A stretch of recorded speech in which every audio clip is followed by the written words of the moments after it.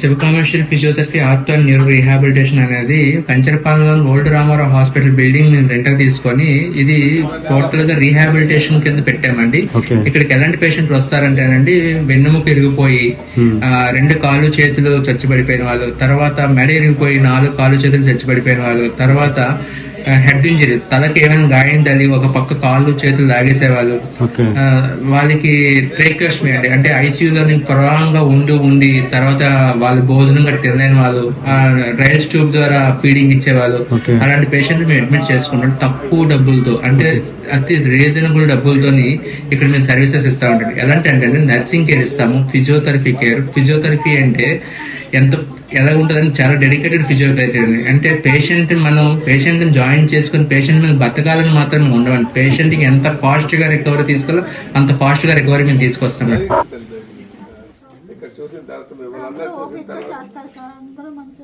మిమ్మల్ని చూసిన తర్వాత ఖచ్చితంగా నా మనసులో కూడా ఏదో ఒక సహకారం చేయండి. ఇక్కడ చాలా బాగా ట్రీట్మెంట్ అందిస్తున్నారు, చాలా తక్కువకే. అంటే జనరల్గా ప్రభుత్వం కూడా ఆపరేషన్ కార్డులకి ఈ ఎన్టీఆర్ వైద్య సేవ అని చెప్పేసి మనం వాళ్ళకి ఫైనాన్షియల్ సపోర్ట్ చేస్తున్నాం సీఎం రిలీఫ్ ఫండ్ కింద. కానీ పోస్ట్ ఆపరేటివ్ ట్రీట్మెంట్ కోసం అయితే ఇక్కడ ప్రభుత్వం దగ్గర నుంచి ఎటువంటి సహకారం లేదని చెప్పేసి వాళ్ళు చెప్పడం జరిగింది. ఖచ్చితంగా ఆ కోణంలో మేము కూడా ఆలోచన చేస్తాం. ఇక్కడికి వచ్చి చూసిన తర్వాత వీళ్ళు ఇచ్చేటువంటి ట్రీట్మెంట్ చూసిన తర్వాత ఇది ఖచ్చితంగా ప్రభుత్వం కూడా కొంచెం చొరవ తీసుకొని పోస్ట్ ఆపరేటివ్ ట్రీట్మెంట్ ఫిజియోథెరపీకి సపోర్ట్ చేయాల్సినటువంటి అవసరం ఉందనే భావన మాకు కలిగింది.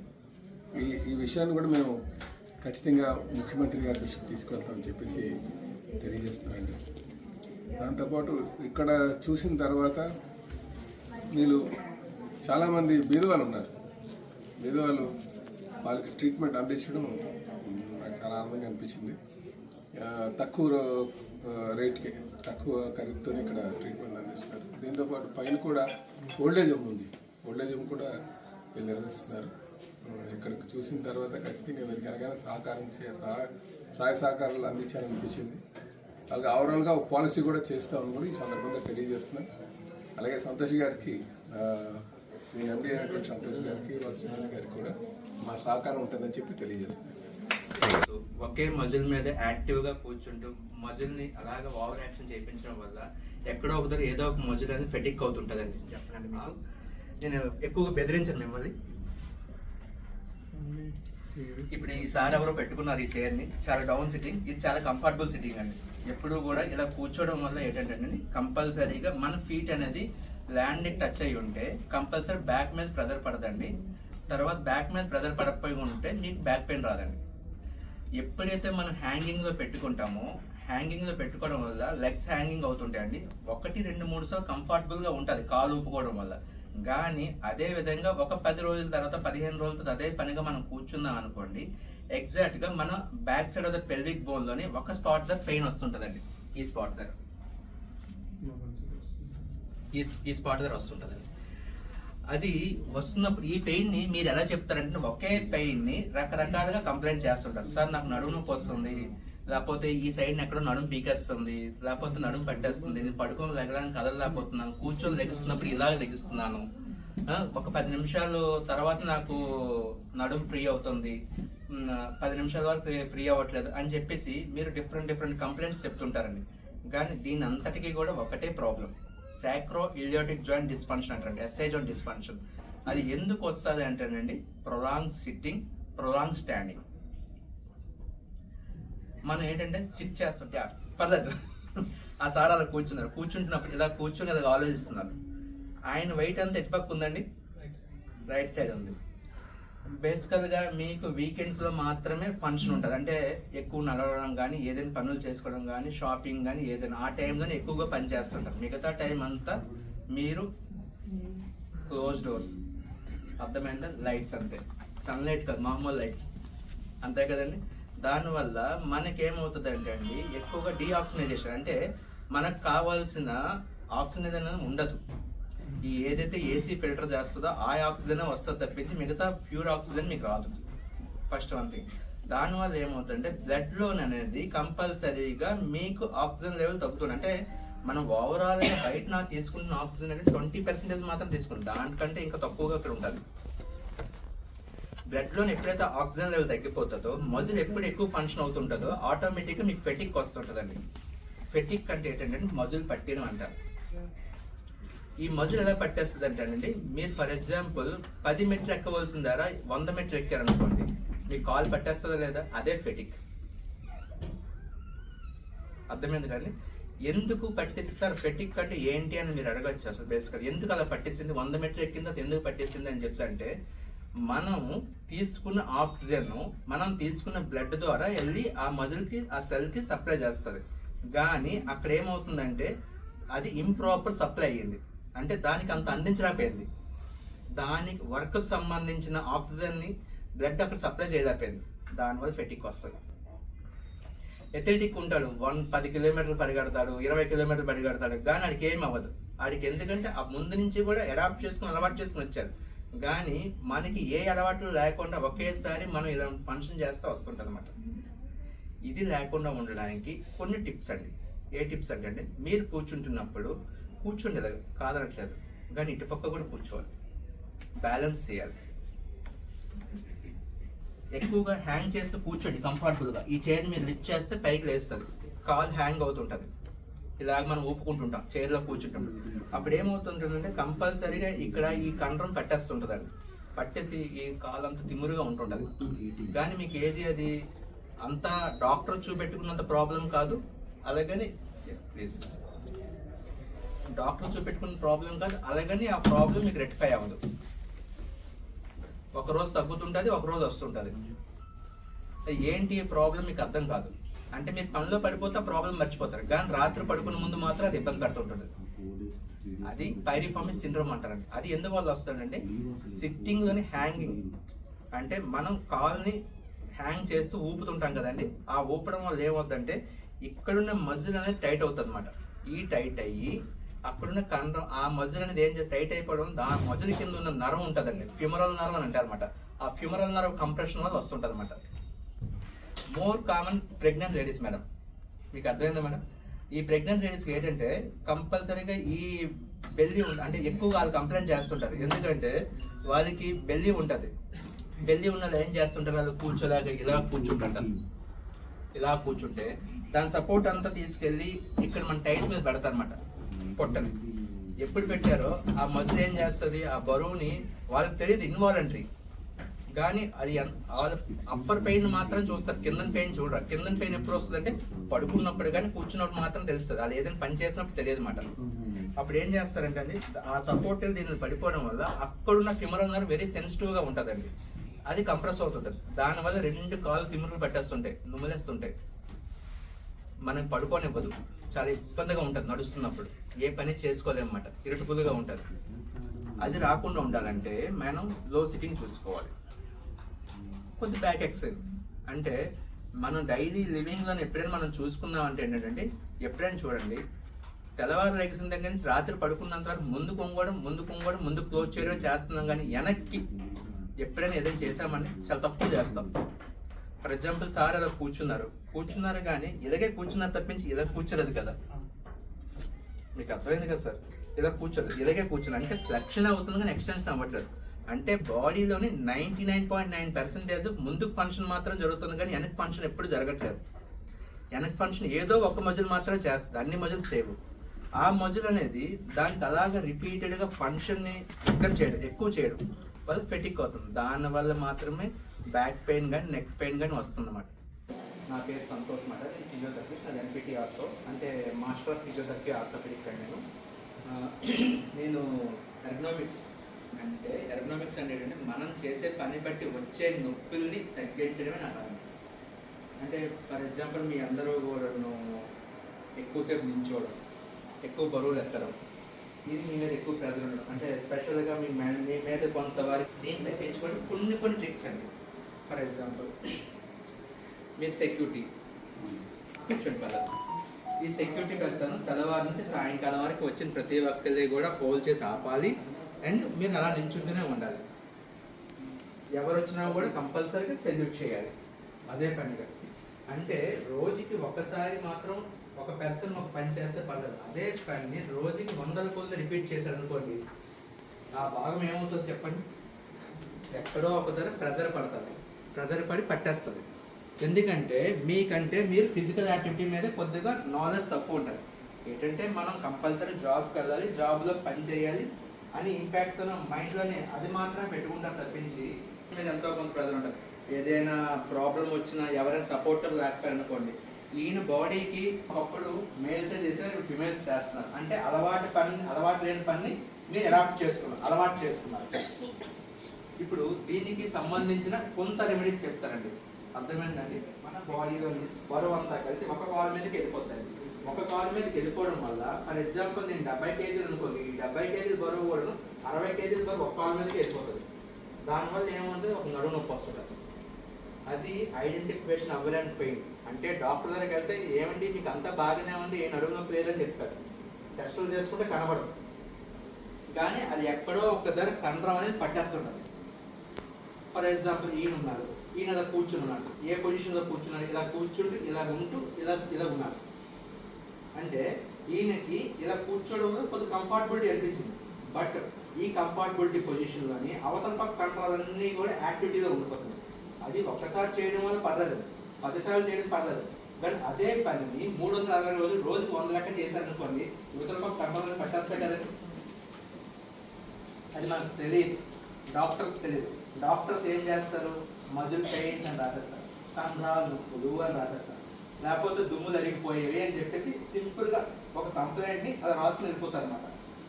కానీ ఎగ్జాక్ట్ పాయింట్ అనేది ఐడెంటిఫికేషన్ అనేది ఉండదు. మీరు ఎక్కడైతే కూర్చుంటారో అక్కడ మీ ఆఫీసులో ఒక మీ ఎఫెక్ట్ అంటే మీ యొక్క ఆర్థిక స్తోమత బట్టి ఇసుక పట్టుకొని ఆ టేబుల్ కింద ఎక్కడ పెట్టుకోండి. ఇసుక అది ఎవరు దొంగలించరు. అర్థమైందండి?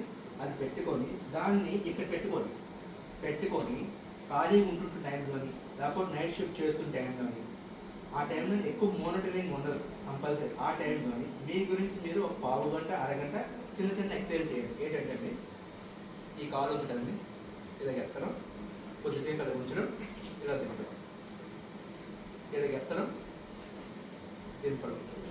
ఇలాగా రోజు మొత్తం మీద ఖాళీ ఉంటున్నప్పుడల్లా మీరు చేశారనుకోండి, ఈ కండరాలు కొద్ది బలం పెంచుకుంటారు. ఈ కండరాలు బలం పెంచుకుంటే మీకు మోకాలు నొప్పులు రాదు, ముక్కుల నొప్పుల నుంచి రావు. ఇది ఎక్కువ యంగ్స్టర్స్ చేయండి. ముసలి వాళ్ళు చేస్తే ఏజ్ ఆఫ్ 40 అబౌవ్ చేశారనుకోండి, వాళ్ళకి ఆల్రెడీ అప్పటికే ప్రాబ్లం వచ్చేస్తుంది. ప్రాబ్లం వచ్చే వాళ్ళకి మాత్రం కంపల్సరీగా వాళ్ళకి వేరే ఉంటుంది. యంగ్స్టర్స్ చేయమంటున్నాను. ఎందుకంటే యంగ్స్టర్స్ చేయమంటున్నాను, వీరు ఇదే పనిలో ఉంటారు కాబట్టి, ఈ పనిని ఇంకా మాడిఫై చేసుకోలేరు కాబట్టి వాళ్ళు ఆ ప్రాబ్లం గురవ్వకుండా చేసుకోవడానికి ఎక్సర్సైజ్ మాట. దీన్ని క్వార్టర్స్ ఆఫ్ ఎక్సర్సైజ్ అంటారండి. కంపల్సరీ మీరు కంపల్సరీ ఈ నొప్పికి ఏ డాక్టర్ దగ్గరికి వెళ్ళినా పెయిన్ కిల్లర్స్ రాస్తారు. ఎక్సర్సైజ్ చేయడం అంటే ఏ ఎక్సర్సైజ్ చేయాలి? పెయిన్ కిల్లర్స్ అవసరం లేదండి. మీరు ముందు నుంచి కూడా మీరు ఏం చేసుకుంటే ఒక కుర్చీ, ప్లాస్టిక్ కుర్చీ తీసుకొని ఒక శాండ్ బ్యాగ్ తీసుకొని ఇక్కడ పెట్టుకోండి, ముందుకు పెట్టుకోండి, వెనక్కి కాదు. సార్ బేసికల్గా కొద్దిగా సన్నంగా ఉన్నారనుకోండి ఒక 3 కేజీలు, కొద్దిగా లావుగా ఉన్నారు ఎత్తగలుగుతున్నారు ఒక 5 కేజీలు ఒక పక్కకి. ఈ 5 కేజీలు శాండ్ బ్యాగ్ పెట్టుకుని రోజుకి ఒక 100 సార్లు. 100 సార్లు అని నేను చెప్తున్నాను, 1000 సార్లు కూడా చేయొచ్చు. అది పెద్ద పని ఏం కాదు, మీ టైంని బట్టి మీరు చేసుకుంటాను. కానీ రోజు మిస్ అవ్వకుండా చేయండి. అంటే అదే పనిగా రోజు సార్ నేను వారానికి 3 రోజులు చేస్తాను, 6 రోజులు నేను 3 రోజులు చేయలేను అంటే అలాగైనా పర్లేదు, 3 రోజులు చేసినా చాలు. హెల్తీగా ఉన్నది కూడా కంపల్సరీ చేయాలండి. ఇది చేయకపోతే కంపల్సరీ మోకాలు ఇబ్బందులు పడే ఉంటాయండి. ఇది ఫస్ట్ వన్. రెండోదండి, కంపల్సరీగా మీరు తెల్లవారు నుంచి సాయంకాలం వరకు పని చేసి నించొని ఇంటికి వెళ్తారు. ఇంటికి వెళ్ళగానే తినగానే పడుకుని పోతారు, ఇంకా నిద్రపోతారు. అర్థమైందా? నిద్రపోతుంటే ముందు కంపల్సరీగా మనం పడుకునే బెడ్ కూడా కొద్దిగా ఎలాగుందో చూసుకోవాలన్నమాట. అది ఎలా ఉంది? చాలామంది మన స్థామతను బట్టి చాలామంది పట్టి మంచాల మీద కానీ, మడత మంచాల మీద కానీ, లేకపోతే పాతకాలం పరుపులు అంటే కొద్దిగా పరుపులు కొద్దిగా వంగిపోయి అట్లా ఉంటుంటాయండి. అలాంటి మంచాల మీద మనం పడుకుంటున్నప్పుడు అలాంటివి ఏమైనా ఉంటే పక్కకు పెట్టేసాడు. పట్టి మీద ఒక బెడ్ ఏం లేకపోతే కింద చక్కగానే పైకి వెళ్తుంది. గట్టిదనం లేకపోతే కంపల్సరీ కిందనే ఉంటుంది. అంటే హార్డ్గా ఉంది. మీరు ఇప్పుడు ఇలా ఉంది, ఇలా కాలు వేసామంటే అక్కడ ప్రెషర్ గట్టిగా ఉంది, నా కాలు బరువు ఉంది కాబట్టి పంపింగ్ అయ్యి నాకు బ్లడ్ సర్క్యులేషన్ పుష్ చేసి మీదకి వెళ్తుంది. బ్లడ్ సర్క్యులేషన్ ఎప్పుడు మీదకి వెళ్ళిందో ఆటోమేటిక్గా ఆక్సిజనేషన్ వెళ్ళి అప్పుడున్న కండరాలన్నిటికీ ఆక్సిజనేషన్ అయ్యి మీకు కొంతవారికి నొప్పులు తగ్గుతాయి అన్నమాట. తెల్లవారు లెగుస్తున్న ముందే, పడుకొని లెగుస్తున్న ముందే మీరు ఏం చేస్తారంటే లెగ్గానే కంపల్సరీ మీ daily activities, routine activity, toilet activities, స్నానం, ఆఫీస్ తయారడం కట్టవద్దు. ఆ టైంకి ముందే పడుకొని లెక్క ముందే ఒక 5 నిమిషాల ముందు లెగిస్తూ బోర్లా పడుకొని కొద్దిసేపు నడాన్ని ఇలా ఉంచడం ట్రై చేయండి. అంటే బోర్లా పడుకొని నేను ఇది ఇక్కడ పడుకొని ఉన్నాను బోర్లా, ఇది నా బెడ్, ఇది బెడ్ అనుకోండి. రెండు ఇది మనకి అచ్చతెలుగులో చెప్పాలంటే యోగాలో చెప్పాలంటే నౌకాసనం అంటారండి. ఈ నౌకాసనం వేసి ఒక్క 2 నిమిషాల నుంచి 5 నిమిషాలు ఉండండి. ఉండడం వల్ల ఏమవుతుందంటే బేసికల్గా ఇటుపక్కన ఏదైతే కండరాలు ఉన్నాయో ఈ కండరాలన్నీ స్ట్రాంగ్ అవుతాయి. తర్వాత ఇక్కడ ఇది ఉంది కదండి, మనం నిల్చున్నప్పుడు చాలా అంటే బ్యాక్ మజిల్స్, ఈ మజిల్స్ స్ట్రాంగ్ లేకపోతే మీరు ఇలా నిల్చోలేరు, ఇలా పడిపోతారు. ఈ మజిల్స్ స్ట్రాంగ్ ఉన్న బట్టే మీరు ఇలా నిల్చున్నారు. మజిల్స్ అంటే కండరాలండి, అర్థమైందండి. ఈ మజిల్స్ మనం స్ట్రెంథన్ చేసుకోవాలి. స్ట్రెంథన్ చేసుకోవాలంటే మీ యొక్క ఏజ్ని బట్టి, పెద్దవాళ్ళు అనుకోండి కొన్ని నేను చెప్పాను కదండి, నౌకాసనం, యోగా ఇలాంటివి చేస్తున్నాను. చిన్నవాళ్ళు అనుకోండి జిమ్స్కి వెళ్ళండి. అర్థమైంది, జిమ్స్కి వెళ్ళి బ్యాక్ మీద ఎక్కువ వర్కౌట్ చేయండి. చాలామంది జిమ్కి వెళ్ళగానే మీరు ఏం చేస్తుంది, బైసెప్ మీద, ట్రైసెప్ మీద, చెస్ట్ మీద పెడతారు, కానీ బ్యాక్ మీద ఎవ్వరు పెట్టరు. బ్యాక్ చాలా ఇంపార్టెంట్. బ్యాక్ కరెక్ట్గా ఉంటేనే మీరు మిగతా వాళ్ళకి బైసెప్, ట్రైసెప్ చూపించడానికి బాగుంటుంది.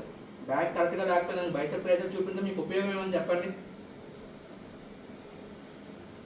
ఇంకోనండి, తర్వాత ఇప్పుడు మీరు హౌస్ కీపింగ్ అనుకోండి, మాపింగ్ చేస్తుంటారు కంపల్సరీ. మాపింగ్ ఏం చేస్తారు, రైట్ హ్యాండ్ కింద పెడతారు, లెఫ్ట్ హ్యాండ్ మీద పెడతారు, అది కూర్చుంటారు. అంటే మీరు ఏం చేస్తారు, లెఫ్ట్ హ్యాండ్ జస్ట్ పట్టుకుంటున్నారు, రైట్ హ్యాండ్తో తోస్తున్నారు. ఎగ్జాక్ట్గా అంటే మోర్ యాక్టివ్గా రైట్ హ్యాండ్ అనేది యాక్టివ్గా అవుతున్నప్పుడు ఈ ఫంక్షన్ అనేది ఇక్కడ పడిపోతుంది. మెడ దగ్గర పడుతుంటారు, మెడ దగ్గర ఈ భాగం దగ్గర పడుతుంటారు. రాత్రి అలాగానే ఇదంతా ఇబ్బందిగా ఉంటుంటారు. కానీ దాన్ని మీరు ఆల్టర్నేట్ చేసుకోవాలి. అప్పుడు మీకు రైట్ హ్యాండ్ కొంతసేపు పెట్టుకో, లెఫ్ట్ హ్యాండ్తో కూడా చేయాలి మాపింగ్. చూడండి ఎక్కడ, లేకపోతే స్వీపింగ్ చేస్తుంటారు, తుడుస్తున్నప్పుడు రైట్ హ్యాండ్ యూజ్ చేస్తున్నారు, లెఫ్ట్ హ్యాండ్ ఎక్కడ యూజ్ చేస్తారా. కొన్ని ఒక బకెట్తో వాటర్ మొయ్యాలి, 2 చేతులతో మొయ్యాలంటే అప్పుడు 2 చేతులు యూజ్ చేస్తారు, లేదంటే ఒక చేతితోనే కదా యూజ్ చేస్తారు. అంటే లైఫ్లోని 90% పని రైట్ హ్యాండ్తో చేస్తుంటారు. అందుకే ప్రాబ్లమ్స్ అనేది రైట్ సైడ్ ఎక్కువ వస్తుంటాయి, లెఫ్ట్ సైడ్ తక్కువ వస్తుంటాయి అన్నమాట. అందుకే రైట్ సైడ్ మీరు కొద్దిగా ఎక్సర్సైజ్ చేస్తున్నారు. ఓకే, ఇంకేంటి వస్తున్నాయండి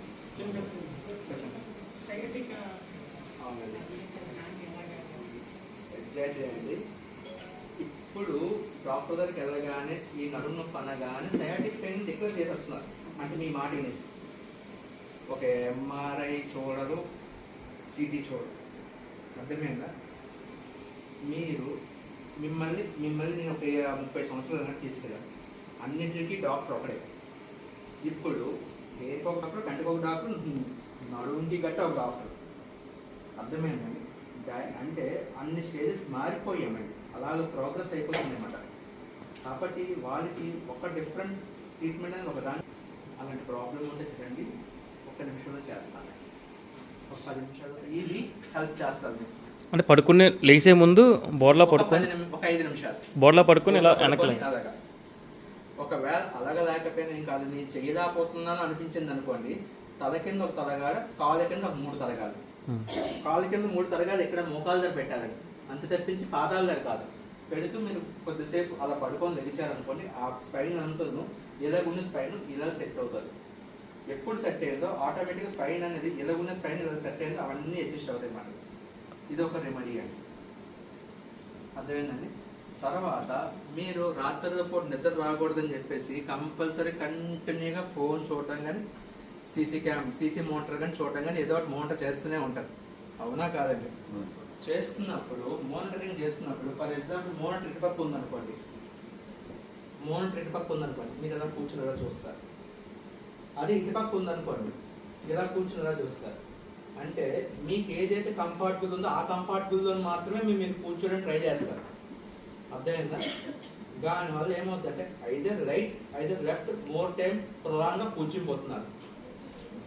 రైట్ సైడ్ కానీ లెఫ్ట్ సైడ్ కానీ మోర్ టైం కూర్చునిపోతున్నారు. కూర్చునిపోవడం వల్ల ఒక్క సైడ్ కంట్రోల్ పనిచేస్తుంది కానీ ఇంకొక సైడ్ కంట్రోల్ రిలాక్స్డ్ గా ఉంది. అంటే మీకేమవుతుంది, దీనికి పని ఎక్కువ అవుతుంది. అర్థమైంది కదండి? పొజిషన్స్ బట్టి మనం వ్యూ బట్టి మార్చుకుంటూ ఉండాలన్నమాట.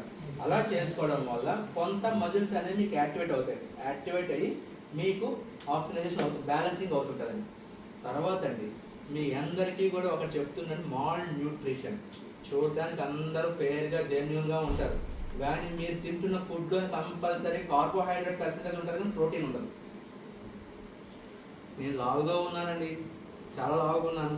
పల్లెటూరులో అనుకోండి, వీడు ఏంటో ఇంత తొక్కగా ఉన్నా కూడా నొప్పులు చెప్తుంటారని చెప్పేసి ఆ లాంగ్వేజ్ వాళ్ళు చెప్తుంటారు.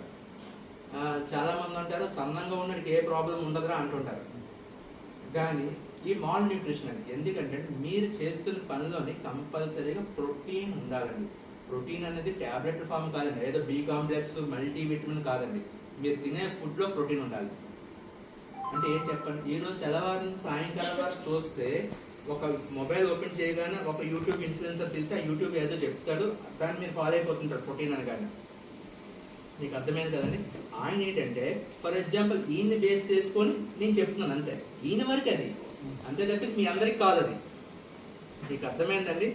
జనాలందరూ ఏం చేస్తున్నారంటే ఈయన నిన్ను థాట్ లో పెట్టుకొని ఈయన గురించి చెప్పింది మీ అందరూ కూడా రీడ్ చేసి అది ఫాలో అవడం మొదలు పెడుతున్నారు.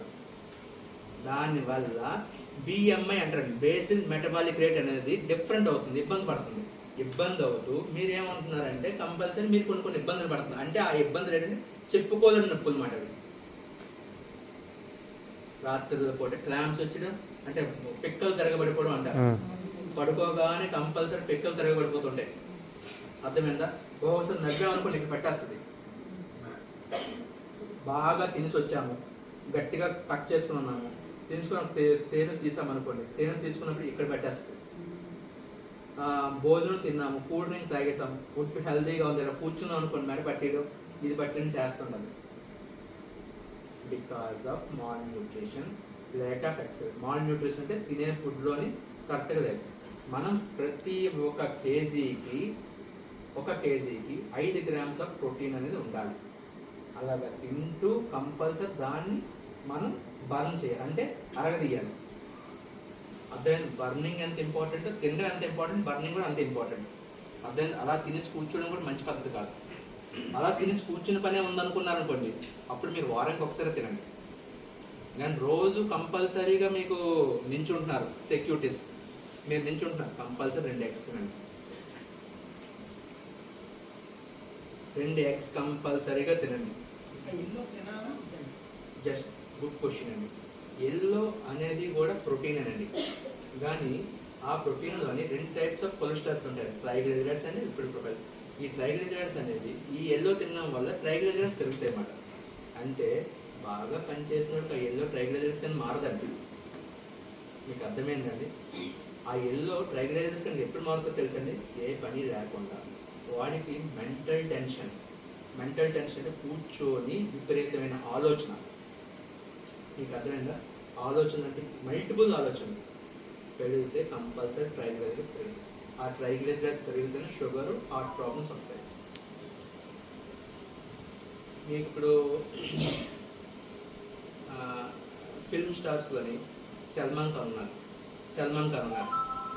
మీకు అర్థమైందా? వాడు తెల్లవారు లెగిస్తే compulsory non veg, egg, yellows ఇవన్నీ తింటూనే ఉంటాడు, రైట్? అవునా కాదండి? కానీ ఆయనకి ఏ హార్ట్ ప్రాబ్లమ్స్ రాదు. ఎందుకు రావట్లేదు? మనకంటే లావు ఉంటాడు, మనకంటే బలిష్టంగా ఉంటాడు, ఆయనకి ఎక్కువ పని ఉండదు, ఏమి ఉండదు. ఎందుకు రాదు? ఎక్సర్సైజ్ కదా. తర్వాత టెన్షన్ ఉండదు, టెన్షన్ ఫ్రీ. ట్రైగ్లిజరైడ్స్ కానీ పెరగదు. కాబట్టి టెన్షన్స్ లేనివాడు ఎల్లో తినచ్చండి. ఎల్లో అనేది ఇప్పుడు ఒక డాక్టర్ ఉన్నాడు అనుకోండి, లాజికల్గా ఏం చేస్తే కంపల్సరీగా ఇక్కడ ఈ పార్ట్ కాక్సిక్స్ అంటారు మామూలు, అంటే నడుము తుంటి ఎముక అంటారు అన్నమాట. ఈ తుంటి ఎముక అనేది కంపల్సరీ జారుతుంటుంది, ఇక్కడ పనిచేయట్లేదు. అంటే పుట్టగానే పిల్లలు కూడాను మనం చెయ్యబండి వేనివ్వండి ఇలా పట్టేసుకుంటారు. క్లోజింగ్ అంటే పుట్టినప్పటి దగ్గర నుంచి స్టార్ట్ చేస్తారు క్లోజింగ్. వాడు ఇలాగే ఉంటాడు తప్పించి ఇలా ఉండడు కదా. ఇలా ఉన్నాడు అనుకోండి మనం విచిత్రంగా చూస్తాం, ఏంటో వీడు ఉన్నాడని చెప్పేసి. అవునా కాదండి? కాబట్టి ఆ క్లోజింగ్ అనేది చాలా పవర్ఫుల్ అండి మన శరీరంలో.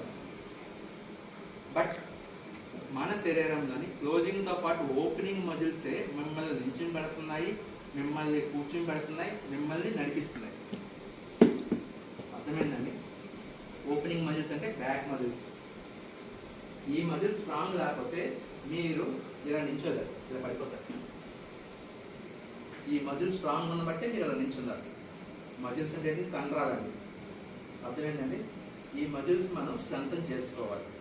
స్ట్రెంథన్ చేసుకోవాలంటే మీ యొక్క ఏజ్ని బట్టి, పెద్దవాళ్ళు అనుకోండి కొన్ని నేను చెప్పాను కానీ నౌకాసనం, యోగా ఇలాంటివి చేస్తున్నాను. చిన్నవాళ్ళు అనుకోండి జిమ్స్కి వెళ్ళాలి. అదే జిమ్స్కి వెళ్ళి బ్యాక్ మీద ఎక్కువ వర్కౌట్ చేయండి. చాలామంది జిమ్కి వెళ్ళగానే మీరు ఏం